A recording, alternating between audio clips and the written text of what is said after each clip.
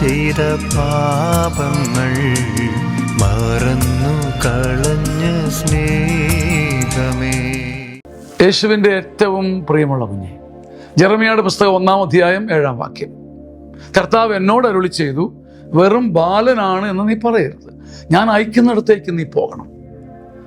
വെറും ബാലനാണ്, കുറവുണ്ട്, അഭിഷേകക്കുറവുണ്ട്, ആത്മാവിൽ പിഴവുണ്ട്, തൊടുന്നതെല്ലാം പാളിപ്പോകുന്നുണ്ട്.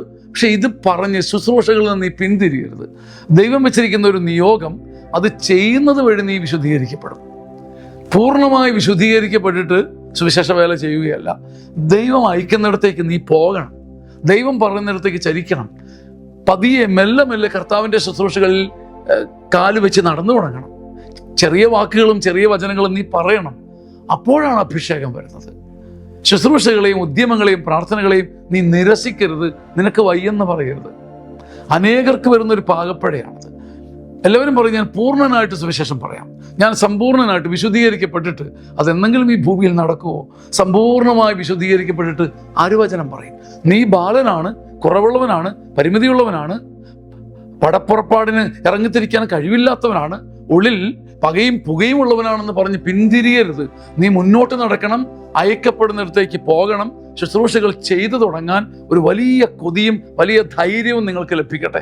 കർത്താവിൻ്റെ ഈ വചനപ്രകാരം പുതിയ ശുശ്രൂഷകൾ കണ്ടെത്താനും ഇടവരട്ടെ. ആമേൻ. ഒരിക്കൽ കൂടി സന്തോഷത്തോടെ പരിചയപ്പെടുത്തട്ടെ. കേരളത്തിൽ ഒരുപാട് ചർച്ചാ വിഷയമായ ദൈവിക ധ്യാനം, സീനിയർ സിറ്റിസൺ ധ്യാനം, ചങ്ങനാശ്ശേരി അതിരൂപതയിൽ നിന്ന് ജനിച്ച് ഇന്ന് കേരളത്തിൽ ഒരുപാട് പേർക്ക് ആശ്വാസവും സമാധാനവുമായ ധ്യാനം ഈ മാസം 16, 17, 18, 19 തീയതികളിൽ നിങ്ങൾക്ക് ഏതാനും സീറ്റുകൾ കൂടി ഈ ധ്യാനത്തിൽ ബാക്കിയുണ്ട്.